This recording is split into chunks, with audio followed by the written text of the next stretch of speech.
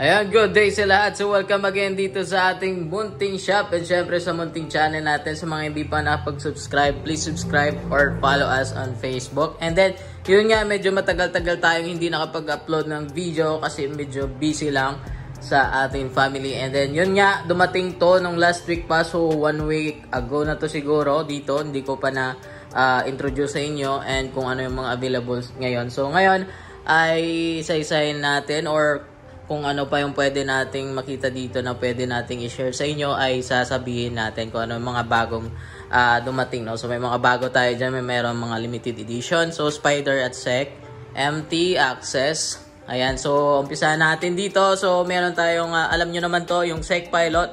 Ayan, modular type. So ayan, ito yung bago, Sec Horizon Future. Kung alam nyo yan, pwede nyo i-search dyan. Pero gagawa natin to ng mga video, yung mga hindi pa na-vlog natin dito ng mga helmet. So, ngayon, introduce ko lang muna kung ano yung update na available dito sa atin. And then, yun nga, yung Whirlwind. Kung napanood yung past video natin dun sa YouTube channel natin and then, syempre, sa Facebook page, nandun din yung helmet na to. Na-review na din natin to. At, yun nga, merong dumating again. So, ayan, meron tayong available ngayon. Sec Whirlwind, Sec Future or Sec Horizon Future. And then yung napakatagal, nagkaroon din tayo ulit itong Spider Corsa Breezy Edition. So isa siyang limited edition. And then yung sobrang sikat nung last month, no, yung Spider Neo Runin Matte Black. So meron tayo, may XL and large. Ang iba hindi ko alam kung anong size kasi one hand lang yung nag-ano tayo ng cellphone yung gamit natin ngayon. And yun nga, meron tayong mga pinakabagong Spider Fury na design. Kung alam nyo yung Spider Fury, lumabas siya ng last year pero nag-release sila ngayon. Napakaganda ng mga graphics. Ayan, isa na to. And then, syempre, yung Pilot. And then, yung Chrome Blue ng Spider Phoenix. Pito, kung alam nyo yan, yung version niya ng Phoenix Plus, yung tawag sa kanya. And then, mayroon din siyang matte black. Ayan, mayroong dalawang matte black. And then, Chrome Blue, kung nakikita nyo sa video natin, siguro malinaw naman. And then, yung Spider Fury, version 2 or 3, hindi lang ako sure, pero ito yung pinaka-latest na Spider Fury. Ayan. Meron mga large XL, meron ding medium. Mas maganda kasi kapag sinukat in person. So, ayan nga, meron pa tayong Ace. Ayan. Spider Radar na napakamura ng Spider na full face. Ayan, meron tayo. And then dito naman yung Ace Gas. Meron dalawa dito. Medyo glossy na white na may parang black. Na may parang carbon fiber doon sa itaas sa may uluhan. And then yung MT. Meron tayo dito. Limutan ko na anong pangalan nito. Stinger. Stinger pala. So Stinger na version 2. So napakaganda ng quick release niya. Kung napanood nyo yung past video natin, isang pindot lang ay nare-release na yung kanyang visor. So single visor lang siya.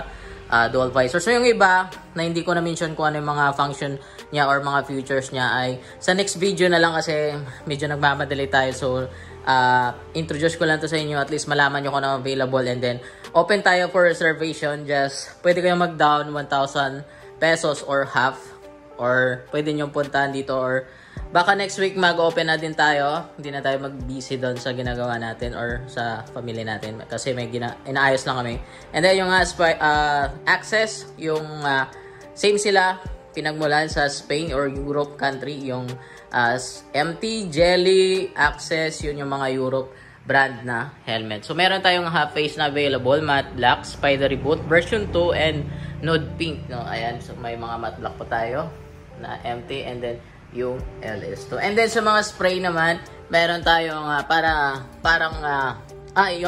ito nga pala yung kung alam nyo yung Kobe helmet disinfectant, pero hindi siya ginagamit sa mga visor. Ginagamit lang po siya sa loob sa mga foam na part ng helmet kasi nakakasira din to ng visor no kapag nainitan. So ayan na, meron na kayong idea. And then Motol na GP, ayan, meron tayo niyan. And syempre yung parang standard na motor meron din. And sa mga motor na dekadena, meron tayo chain set na to. Meron siyang basta papakita ko na lang siguro sa next video natin. Kompleto na siya, may brush, pang spray, and then pang oil sa kadena. Kompleto siya, one set. And then yung boots, ayan, meron tayong available riding boots. Top box, alloy type na napakatibay, 45 liter. And syempre, sale yung kanyang price. Puntahan nyo lang dito.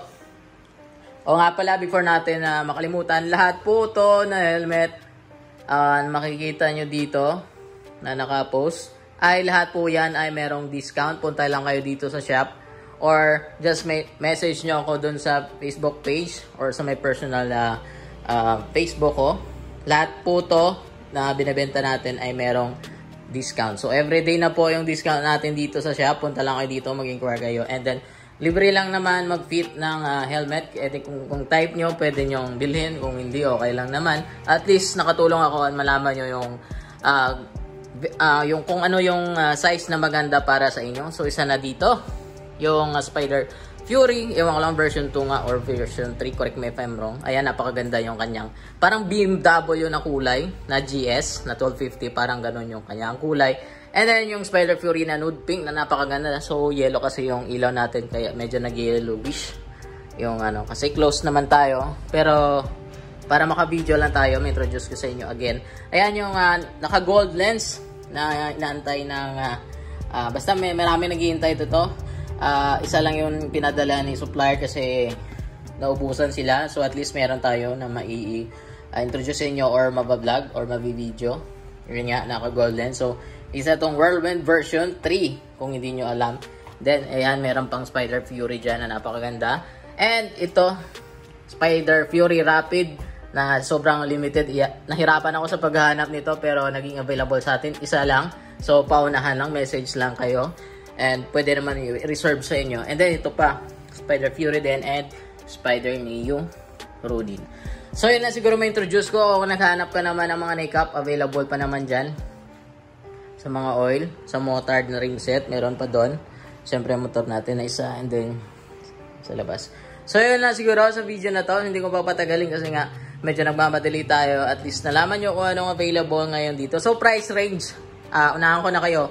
3,000 plus at 3,000 for Spider boot na half face. And meron pa yung discount. And then yung ibang helmet naman nagre-range ng 3,500, 3,600, 3,700, 3,800, 3,995 to 4,600 pesos. Lahat po yan na price ay meron pang discount kapag bumili dito sa shop. Ayan, syempre kung dalawa yung bibilhin, mas malaki yung discount. Or tatlo or apat, syempre nagdadagdag ng discount yon dito sa ating shop. So yun lang sa video na to. Sana ay mapanood nyo to at makapunta kayo makapag-visit sa shop. So isa pa lang tong kumbaga ito yung first batch na in-order ko pero may second batch pa tayo. More on sec naman yun. So ngayon yung first batch more on Spider, no? So yun lang sa video na to. Again, peace.